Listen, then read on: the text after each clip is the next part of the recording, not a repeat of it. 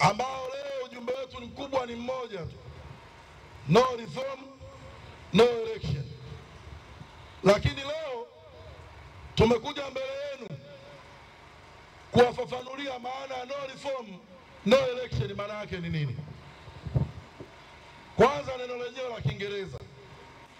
Lakini pili, kuna watu wanasema hayo ni mambo ya wanasiasa, sisi hayatuhusu. Lakini vile vile kuna watu wanasema hata Chadema wakijitoa kabaki CCM, mimi sipungukiwi kitu, shauri zao. Uchaguzi uwepo usiwepo, yeye haumuhusu, hamna shida, hamna kitachobadilika kwenye maisha yake. Sasa leo Chadema tumekuja kutoa elimu ya uraia. Na moja ya elimu ya uraia ni kukuambia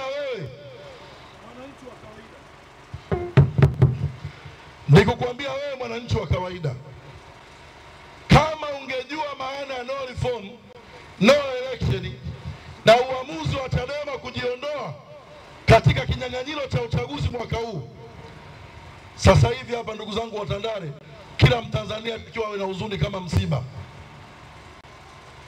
Lakini kitendo cha nyinyi wananchi mnasikia Chadema imejiondoa kwenye uchaguzi na nyinyi mnaona hamna jambo lolote, ni sawasawa ukamwambia mtoto mdogo baba yako amefariki.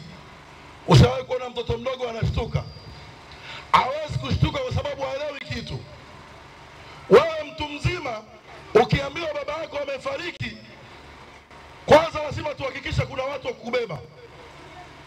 Lakini vile vile lazima tukuandae. Kama una pressure tukuambii ghafla. Tutakwambia bwana, unajua baba yako amekimbizwa hospitali, unajua baba yako ni mahututi. Kumbe si tunajua baba yako amekata roho. Kweli si kweli? Lakini mtoto mdogo hana anachoelewa. Atakaa nyumbani kwao, anaweza kuona wageni wanaingia, wengine wanaungua vilio, viti vinatolewa nje, maturubai yanaanikwa, kwa sababu mtoto mdogo hajui kinachoendelea. Huenda hata akatoka akaenda kucheza kimama mama na kibaba baba mtaani bila kujua baba yake amefariki.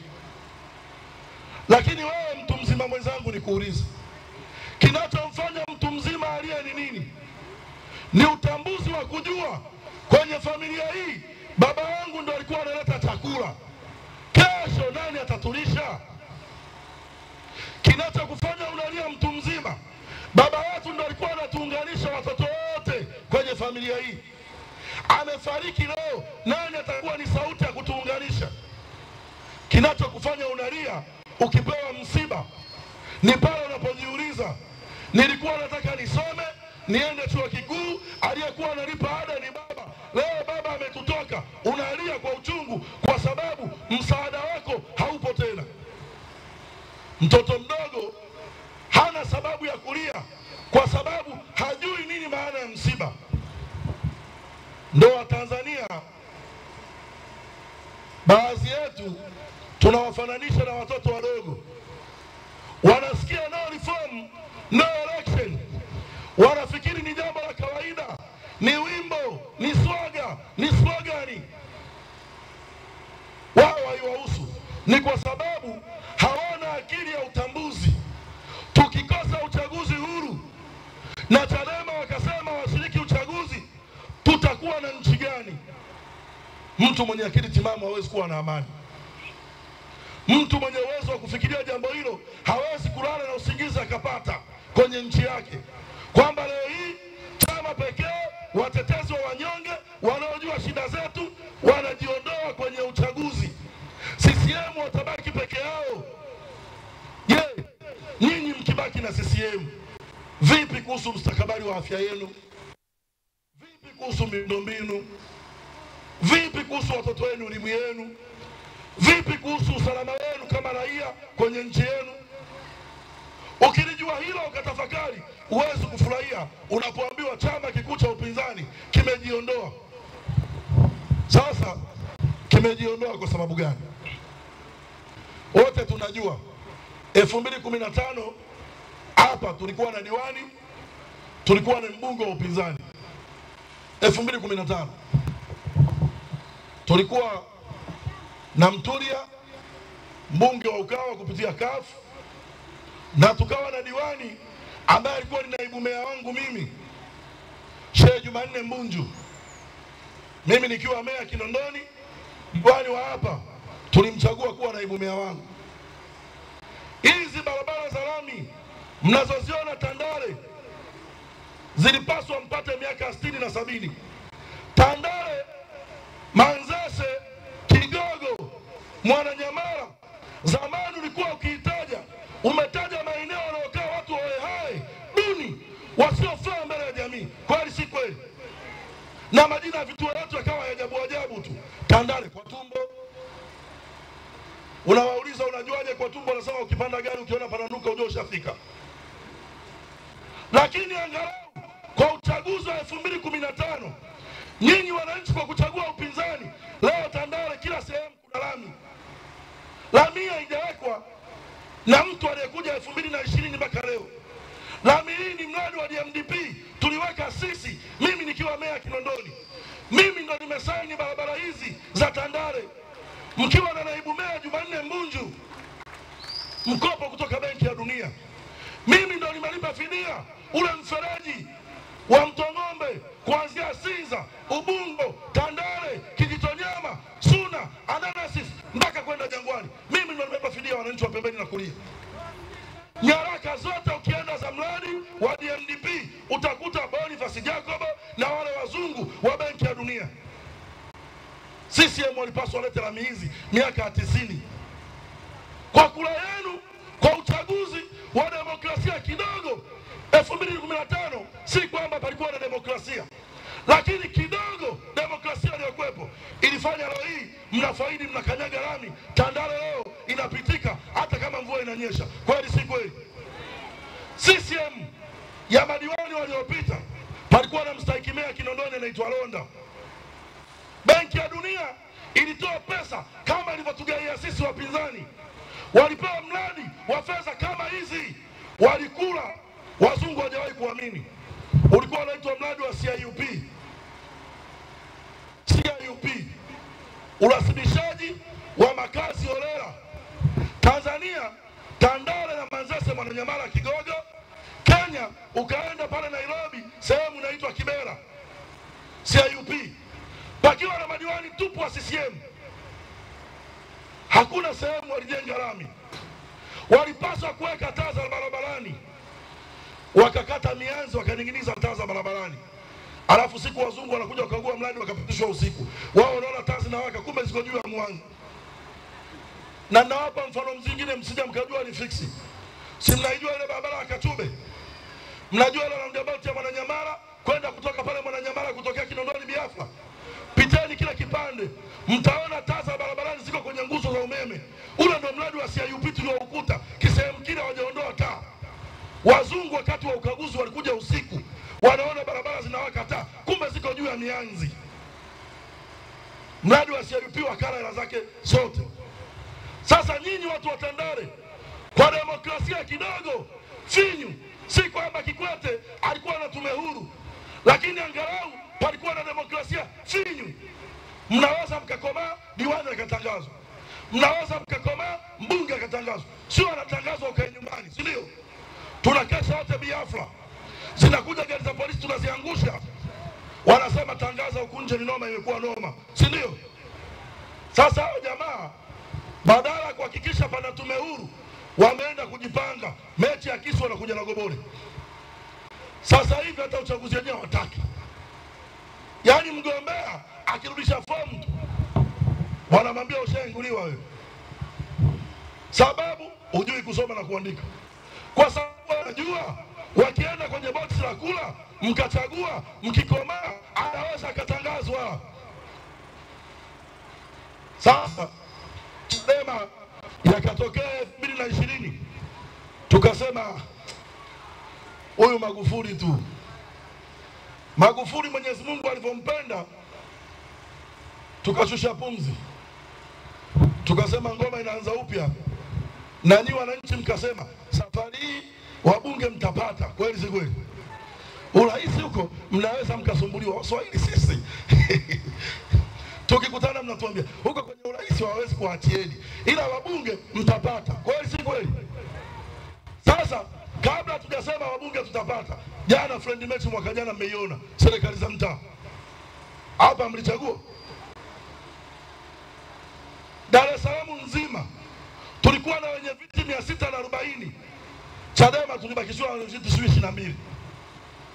Na wanambakisha wanajua huyu hata mkimwacha ashindi. Wanakuachia mwenyekiti wa serikali ya mtaa, mgombea Magogoni. Magogoni kuna raia wa kuchagua mtu. Wanakuachia Kisutu wanachaguliwa na nani? Huku kwenye watu wanamkata. Sehemu ambazo wanajua huyu hata tukimwacha ashindi, wanamwacha. Sasa Chadema ikasema kuliko tufanye siasa za damu, tuingie kwenye uchaguzi watu wauane, ni bora tusiingie wafaidi wenyewe.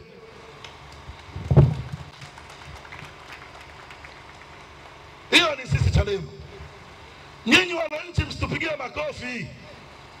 Nyinyi ndo mabosi zetu, mlibidi mkasirike kwamba mbona huyu nimemtuma shambani kwangu anasema mazingira ya shamba si mazuri. Kwa sababu gani? Uje uhakikishe shambani wafanyakazi wako wote wanakuwepo. Tulitegemea wananchi baada ya kuona uchaguzi mbaya na Chadema imeamua kujiondoa, nyinyi mkasirike. Nyinyi mkikasirika, CCM wataleta tume huru. Wakileta tume huru, Chadema tunagombea. Lakini nyinyi kwa kututanguliza sisi chambo, au sisi tuwatanguliza nini chambo, mimi nakuwa mbunge, wamekufa watu 9 ndo natangazwa. Ubunge huo una faida gani? Na kase blade na kula wali maharage, nikila hivi roho inaniambia wali maharage una damu ya watu. Niko nyumbani kwangu na kunywa chai na mkate, naweka blue band, nasema ubunge huu unaopatia chai kuna watu walikufa. Kuna raha gani? Chadema wanataka uchaguzi ambao mwananchi unatoka nyumbani kwako, unapiga kura, unakaa pembeni, unasubiri matokeo yako, hata tope uchafuke, acha kupigwa na kuuao, hata vumbi lisikuchafue. Hiyo ina shida hiyo. Hiyo ina shida. Lakini sisi wakigundua mahitaji ya tume huru na uchaguzi wa haki ni mahitaji ya wanasiasa, nyinyi wananchi hamna shida, tafsiri yake sisi ni vile watakachofanya, watasema wao wasusa sisi nini? Wao wasusa sisi twala. Lakini natakiwa mwenye akili timamu akiona umesusa anasema huyu alipotoka nje hiki chakula hakiwezi kuendea, akubembeleze njoo tule, kwa sababu anajua ukitoka nje unakuja na mawe. Umesusa siri na yeye nilimwacha hiko chakula vile vile hatokula. Hapo heshima itakuwepo, si ndio? Sasa sisi kwa kusema tumejiondoa peke yake haitoshi. Tunahitaji support ya wananchi wa Tanzania wenye uchungu na nchi, ambao wao wanaamini kwa kuwa na vyama vingi patakuza haki na demokrasia kwenye nchi yao. Faida ya vyama vingi ni nini? Ni sawa na kijijini kwenu pawe na duka moja kijijini. Duka likiwa moja kijijini, ukienda dukani unataka sindano, una shilingi 10,000. Mwenye duka anasema njoo na hela kamili. Kweli si kweli? Lakini kijijini hapo hapo pakiwa na maduka 2 matatu, unataka sindano na shilingi 10,000, mwenye duka atatoka atasema nisubiri nitafute change, kwa sababu anajua asipokuhudumia vizuri una duka la kwenda. Mmenielewa ndugu zangu? Hali kadhalika kwenye siasa, mnapokuwa na CCM wanakaa wanajua jimbo hili, kata hii, tukifanya vibaya uchaguzi ujao wanachaguliwa Chadema, CCM watawaheshimu nyinyi. Lakini nyinyi tangu Talimba awe mbunge 2020 ashakuja kutubia. Nyinyi wananchi wa eneo hili hapa tuliposimama, mbunge wenu Talimba ashakuja kutubia kuwashukuru, asanteni wananchi kwa kunichagua, shida zenu ni nini? Aende bungeni, naenda bungeni, nitumeni, atoke bungeni. Jamani, nilikuwa bungeni, nimefanya 1, 2, 3 hapa niliposimama. Mbunge wenu Talimba ashakuja hapa Hajawahi kuja, si ndio? Na hana sababu ya kuja kwa sababu Tarimba anajua kura yako sio inamfanya we mbunge, bali ni mtutu wa polisi na vyombo vya dola. Kwa nini akuogope wewe? Anaweza asije hapa, anaweza asifanye shughuli za wananchi, na bado Dodoma ataenda. Tarimba anaamua kati ya kumheshimu mwenyekiti wake wa Chama cha Mapinduzi na wewe mwananchi wa Tandale, amheshimu yupi? Anamheshimu mwenyekiti wa Chama cha Mapinduzi ambaye anajua akikuteua wewe lazima uende bungeni, kwa sababu atatoa maelekezo mkuu wa wilaya, mkurugenzi, OCD, mtendaji kata wakusaidie uwe mbunge. Hao ndio watu wanaweza wakawaheshimu, sio wananchi wa chini. Mfano wa pili, naona wazee wangu hapa, sisi huku Pwani wengi tuna nyumba mbili, na wazee walikuwa wananiambia wakiwa na nyumba mbili, moja ya faida unanenepa. Nyumba hii kipika biriani hapa wanapika pilau, wanashindana wale kina mama. Nani anajua kukaangiza, si ndio? Siku ya mwisho wewe mwanamume ndio mwenye kufaidi. Lakini ukiwa na mwanamke mmoja ukimwomba maji ya kuoga na kunyosha na mkono, yale pale kaoge. Wazee wakawa wanasema dawa yake muolee mke wa pili. Huyu akiweka maji ya kuoga yenye iliki, huyu anakuwekea mchai chai. Kwa namna yoyote vile, kwenye sehemu yenye option mbili penye ushindani, mfaidika ni yule anayepiganiwa. Leo Chadema tumeleta lami, CCM analeta taa. Chadema tunaleta zanati, CCM shule, anayefaidika ni mwananchi. Sasa tujiulize mimi na nyinyi, vipi leo hii CCM wanapotupeleka kwenye chama kimoja? Hayo mtayapata hayo? Watawatii wananchi? Watawaogopa wananchi? Hawawezi kuogopa. Lakini vile vile sio wananchi tu, tuna baadhi ya watumishi wa umma kama walimu wa shule za msingi na sekondari ambao Chadema miaka yote tumekuwa tukiwasemea, lakini wananchi tunaowasemea kama chama cha upinzani, ikija uchaguzi mkuu, walimu wa shule ya msingi na sekondari wanaungana na CCM kutushughulikia Chadema. Yaani anayesaidia wizi wa kula kituoni ni mwalimu wa shule ya msingi, ambaye mwalimu huyo ana madai ya uhamisho, ana madai kupandishwa mshahara, ana madai kupandishwa daraja, ana madai kupandishwa cheo, ana madai nyumba ya walimu, kila kitu kwake ni shida. Darasani darasa la watoto 60 amepewa watoto 200, watoto kelele. Ubao umepauka, ulipakwa rangi nyeusi 61 au 72 mpaka leo 2025 rangi nyeusi imepauka. Akiandika chaki na rangi ya ubao maandishi hayaonekani. Lakini kija uchaguzi, mwalimu yule yule ndo anashirikiana na CCM kuwahujumu wananchi na kuihujumu Chadema, kuisaidia CCM, akifikiri anaikomoa Chadema. Kundi la pili, ndugu zetu mapolisi, na wenyewe wamekuwa mwiba kweli kweli. Mtendaji wa mtaa au mtendaji wa kata akishaiba sanduku la kula, breki ya kwanza defenda polisi. Polisi mwizi anajipeleka, badala ya kumkamata wanatunyoshia sisi bunduki. Sogeni, sogeni nyuma, tutapiga mtu hapa, sogeni nyuma. Mtendaji na wasimamizi wa vituo vya kula imefika stage wanasema ili waibe kula vizuri wanaomba pale na defender mbili nje. Sanduku alifunguliwi, na siku ya mwisho anaondoka vizuri kwa usimamizi na ulinzi wa polisi. Lakini polisi huyu ambaye anawasaidia CCM kuiba kula na kutakatisha yale maboksi, ndio tunahangaika naye. Kupandishwa mshahara, makazi ya askari, kupandishwa vyeo, kwenda masomoni, kero ndogo ndogo za kufa na kuzikana, ambao wana mfuko wa kuzika na kuzikana wa polisi una mabilioni ya hela.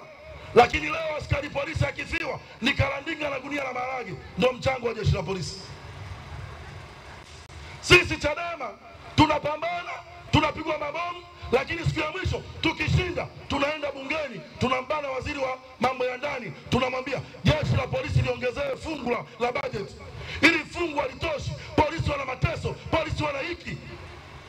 Jeshi la polisi wananufaika na upinzani. Kweli si kweli? Si hivyo. Polisi walikuwa na kikokotoo hapa. CCM wamekosa hela kulipa watu mafao, wakaja na mchezo wa bunuasi unaitwa kikokotoo. Yaani unamaliza utumishi wako wa jeshi la polisi, unaambiwa mafao upewi yote, wanakushikia usije ukalewea. Afisa wa polisi nyota moja amefanya kazi ya jeshi la polisi miaka 35-40, mafao yake milioni 21.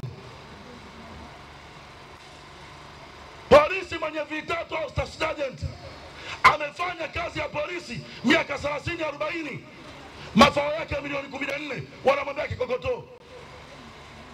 Wewe milioni 14 utakikaa siku kama jana Madrid na Arsenal wote tu, Arsenal leo wanampiga mtu 2-1, upate milioni 14 kwa mkutano? Kosa kabisa. Unaweka GG, unamua Arsenal, unamua Madrid, unatashika 20,000, upate milioni 10. Lakini CCM wanamlipa mtu hela hiyo ambaye ana riski kupigana na majambazi, anakesha usiku na mbu yeye, kituani mbu anamng'ata, anakimbizana na vibaka, anashinda kulinda usalama wetu. CCM wamjali, wanamwambia kikokotoo kinasema utapata milioni 14 baada ya utumishi miaka 38. Na nyinyi hamjui. Chadema tumekuta jeshi la polisi, ukiajiriwa jeshi la polisi kuna miaka ile 6 wanakuambia probation ya kujitolea. Siku wanapiga kikokotoo miaka ile wajumlishi, wanasema miaka hiyo walikuwa wanaangalia utumishi wako. Wewe kuweza tukupe kazi miezi 2 tukwambia tunakuangalia, kesho unarudi wewe. Lakini polisi wasipopata wapinzani bungeni wa kuwasemea shida zao, polisi na wao hawawezi kuwa salama. Sasa ili goma la no reform no election, ili wananchi, sisi tumezaliwa na sisi tuna nyama kaa nyie. Msitone tunapigwa virungu mkajua tumesomea kudundwa. Tunaumia, tunajikaza tu. Ukiona waandishi wa habari unashindwa kusema yala. Ninyi mnasema Chadema watapambana. Safari na si Chadema tunasema wananchi watapambana tupate tume huru. Hatuingii kwenye box. Hatutaki tuumie wote. Tuwe taifa la wajinga wote. Unakuja huku Tandale ndo waathirika wakubwa watoto wetu wanaitwa panyarodi. Kweli si kweli? Na mtoto wako anachukuliwa, unajua anaenda kituo fulani, unaenda kituo unasema kwa kweli hatuna taarifa zake. Kituo cha pili hatuna taarifa zake. Kituo cha tatu hatuna taarifa zake. Ukienda hospitali ya Amana au Muhimbili, huyo hapa kalala, anatobo mgongoni. Ukiuliza wanasema mwanao panyarodi. Nchi hii na sheria. Kama sijashika bunduki usinipige risasi, nikamate nipeleke mahakamani. Nchi hii na sheria. Uwezi kumfuata mtoto wa mtu sebleni ukampeleka sehemu ukampiga risasi ukamtupa mochwani. Kwa taifa la waoga tunafikiri hiyo ndio staili ya maisha yetu. Pana mjinga mmoja tu anaitwa ulinzi shirikishi, akiamua leo nyumba iwe na msiba inakuwa, yani na kuosidia anasema pale kuna panyarodi anatusumbua. Ukiuliza mtoto wako kapauka, kumbe baba una mafuta. Na wewe mzazi unashangaa, mwanangu amekuwa panya lini? Umemzaa, umemlea, shule ya msingi yuko safi. Watoto wanaharibikia shule za kata. Kule hamna walimu, hakuna vitabu, watoto wanakaa bila mwalimu. Mtoto wa bareo mweke bila mwalimu, ataacha kuwa mtundu. Akiwa mtundu kwa sisi huku Uswahilini, yeye hafai tena. Yeye ni panyarodi. Akiwa panyarodi, yeye ni kuuawa. Akiwa binti, watoto wa Tandale ndio wamejazana Sinza. Watoto wa Tandale ndio wamejazana Magomeni. Watoto wa Tandale ndio hapo kule makaburini Kinondoni. Wanaojiuza kule mabinti zetu wengi ni familia zetu, kuna tunajua. Na tunajua sababu ni nini? Tumepigika na maisha ya CCM. Baba na mama mna chumba kimoja, watoto wanakuwa, inafika stage watoto tunawaombea kwa jirani wakalale. Kweli si kweli? Hilo geto moja mwenye nyumba anakutolea macho. Ukimwangalia spidi ya mtoto anapokuwa mrefu vile, kila akiona anarefuka wewe unapata huzuni. Kwa sababu uwezo wa kupata chumba cha pili una, kujenga nyuma mipango haijakaa, toto linakuwa kama mgomba. Ndio unajikaza pale, unamwambia jirani mwenye nafasi, nisaidia wewe nalala kwangu. Kule mtoto anarudi saa 6 ujui. Anarudi. Ungekuwa wewe na maisha mazuri, una nyumba, lini anakuwa panyarodi? Lini anakuwa changudoa? Imefika stage wazazi huku Tandale, Manzese, Kigogo, watoto wetu wakiwa vibaka tunafarijika. Akija na TV tumuulizi, ndio angalau tunasema leo tutakula. Na ili mtoto aendelee kuiba, akikamatwa anaenda kituoni kwenda kumpelekea chakula, kwamba mzazi sijakuacha, ili ukitoka uendelee kuleta TV.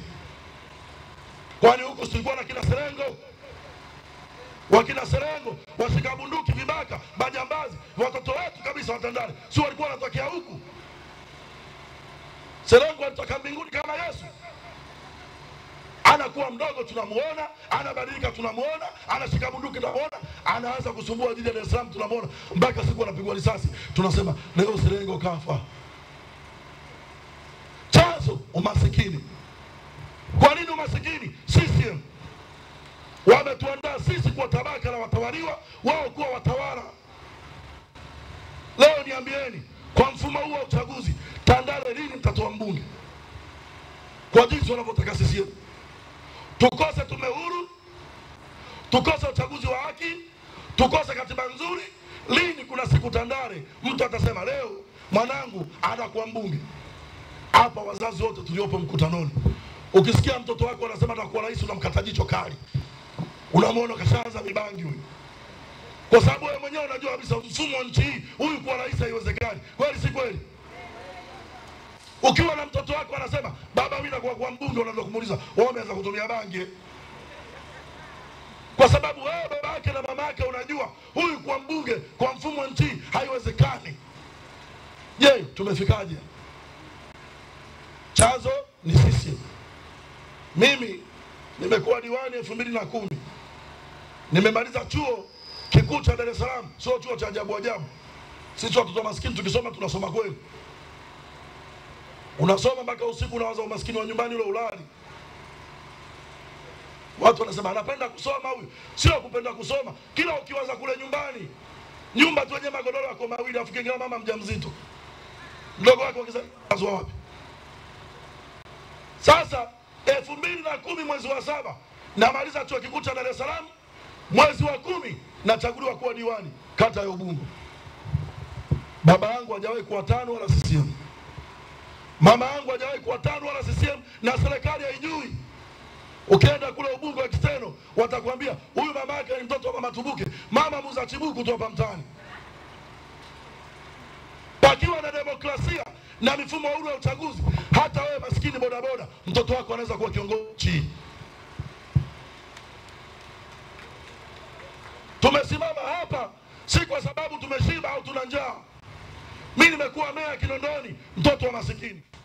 Nimekuwa meya Ubungo, mtoto wa maskini. Sina baba CCM, sina baba TANU. Lakini wananchi wakikaa kumsikiliza kiongozi mwenye maono wa kuwasaidia, wanasema huyu tunaenda naye.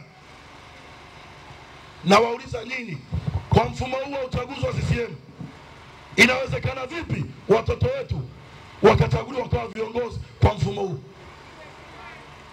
Na hili sio letu au la kwangu peke yangu. Tunakubaliana kama tukiamua wote tuwe wanafiki na kujipendekeza kwa CCM, Lema yule akosi ubunge. Mimi leo niamue tu kwa chawa wa CCM sikosi ubunge. Kweli si kweli? Kwa Dar es Salaam hii jimbo lolote ukinipa napata. Iwe Kawe, mnipe huyu mburushi wenu huyu nakimbiza. Mimi kula 1000 yeye kula 3. Ta Kiswahili hajui vizuri. Tushindane kuongea Manzese sio Tandale Kinondoni, ananishinda vipi huko? Lakini je, mifumo ya kusababisha mtu mnampenda nini kuchaguliwa ipo? Ndio maana Chadema tukasema hatupiganii sisi kwenda bungeni na wala hatuna haraka kwenda bungeni. Tukisema no reform, no election, tunawaambia wenzetu wa CCM hata wakisema muda utoshi, watuambie Chadema wanahitaji mwaka mmoja kujipanga kupata tume huru. Chadema tuko tayari. Wakae miaka 6 watuandalie tume huru. Hatuna haraka sisi. Kwa nini tukikuja kwenye uchaguzi wa watu kufa? Na hii ikipatikana tume huru, sio kwa ajili ya Boni, sio kwa ajili ya Rema.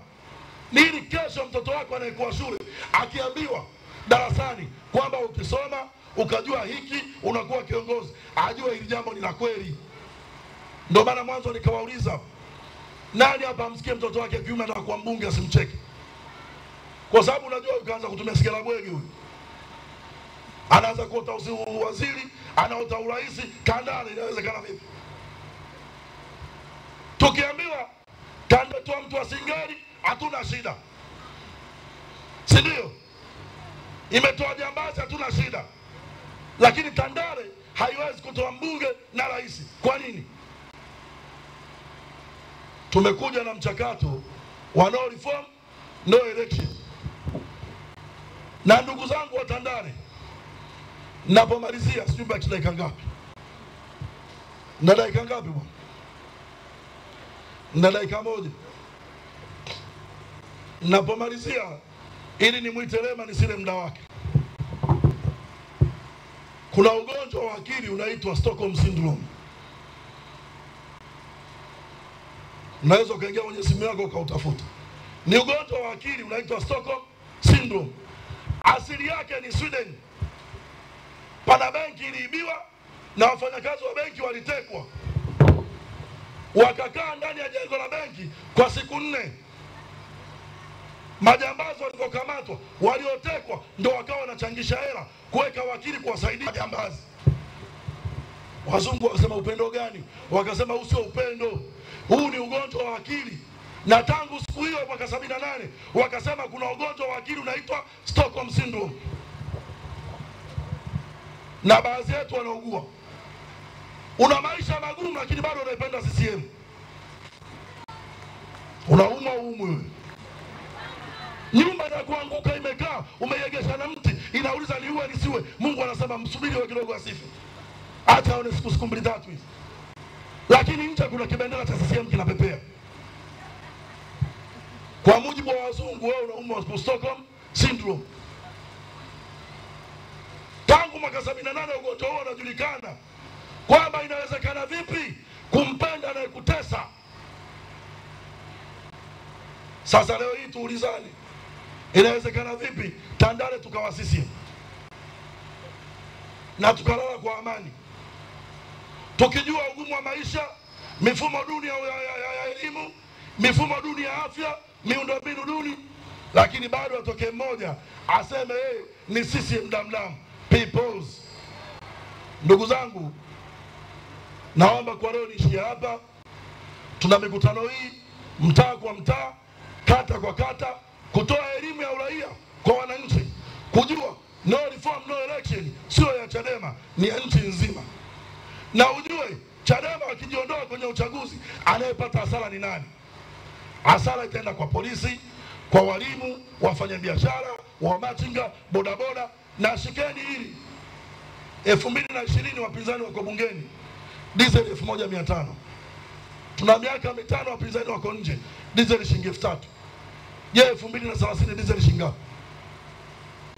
Kuna wakati utakuwa na pikipiki na haipandiki hiyo. Petrol shilingi 9000 lita moja. Peoples, kunja ngumi tuweze kuagana. Nimkaribishe kwangu hapa nisimalizie muda, naye tupate elimu ya uraia kutoka Arusha. Peoples, tunaongea yale. Hebu kidogo bwana.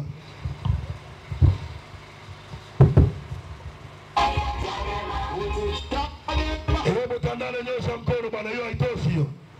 Hii tabia kuja mkutanoni mnamogopa mjumbe wa CCM ya kishamba. Mtu mwenyewe tunayemhofia hata mkiganjani hajai. Hebu jiachie, kunja ngumi, zungusha. Kumbuka matatizo yako afu sema anilisha anivishi. Peoples. Peoples. Namna hiyo, asante sana. Mheshimiwa Rema, karibu sana. Tandale people. Halo. Amna. Media. Okay. Asante sana mwenyekiti wetu wa kanda, Kamanda Boniface Jacobo, jina maarufu Boni Yai. Jamaa anakula mayai, sijui anapataje faida. Anafuga kuku wa mayai hapo anakula mayai mwenyewe. Ndugu zangu, watu wa Tandale, hiyo speaker ifanye kazi, sio? Zima generator basi. Alo. Watu wa Tandale, nafikiri nimeshawahi kuhutubia mkutano Tandale, lakini wapi siwezi kukumbuka. Viongozi wetu wamekuja wengi, lakini kabla sijaendelea, Moza alikuwa kiongozi wetu wa vijana, amefika hapa na ni mtiania wa jimbo hili ambao umekatishwa tamaa na maazimio ya no reforms election. Njoo salimia kidogo.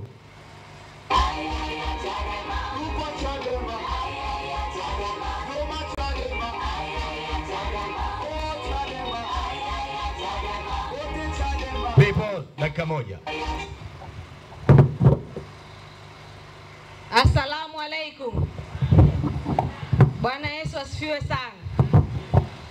Makamanda peoples. Hii hatuwezi kutoa CCM hapa Kinondoni kwa sababu wenyewe ni ving'ang'anizi na tunawajua kwamba hili jimbo miaka yote tunashinda, si mnajua? Kunja ngumi kamanda. Kunja ngumi sawa sawa mpaka vibaraka wao leo wasiweze kulala vizuri. Makamanda peoples. Asanteni sana. Majina yangu ninaitwa Moza Ali. Ni mstaafu makamu mwenyekiti wa baraza la vijana Chadema Taifa. Mimi sasa hivi ni mkunja ngumi.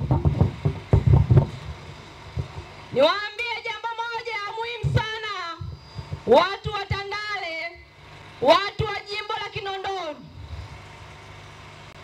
Mimi kwa niaba yangu ninasimama na chama kusema no reform, no election.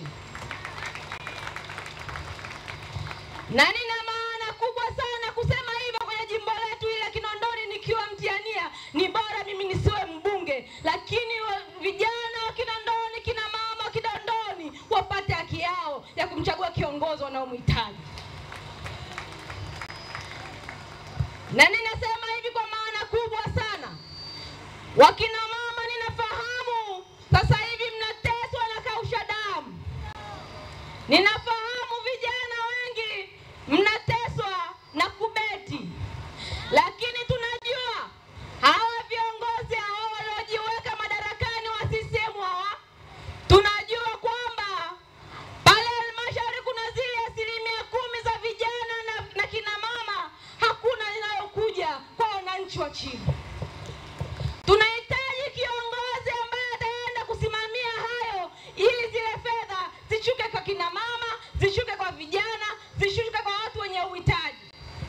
Hatuwezi kuendelea kuzikana kwenye uchaguzi zetu. Tunakumbuka kata ya Ana Nasifu, tulizika mwenzetu pale kwa sababu ya mambo ya uchaguzi. Nitakuwa mpumbavu wa mwisho kama sitakuwa upande wa chama kusema no reform, no election. Na ninaomba vijana wenzangu, wanawake wenzangu, tuungane pamoja, tuweze kudai mabadiliko ya sheria ili kila kiongozi atakayekuwa madarakani awe ametokana na wananchi. Tunafahamu, niwakumbushe, nimalizie, Mheshimiwa Lema ananiambia hapa dogo malizia. Niwaambie, tarehe 24 mwezi wa 4 siku ya Alhamisi wiki ijayo kutakuwa mahakama ya Kisutu. Kuna kesi ya Mheshimiwa Tundu Lissu, mwenyekiti wa Chadema Taifa pale Kisutu. Mnafahamu kwamba ni haki yetu ya kikatiba kufika mahakamani. Mnafahamu hakuna sheria yoyote inayokuzuia wewe kufika mahakamani.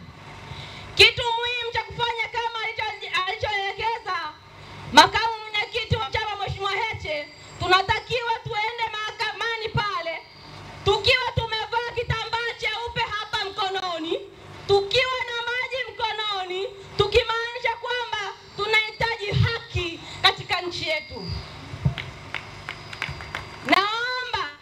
watu wa Tandale, watu wa Kinondoni, tuweze kufika kwa wingi mahakamani, kwa sababu hakuna sheria inayotuzuia kufika pale, na tuende tukiwa tunaonyesha kwamba tumekuja kudai haki na tuna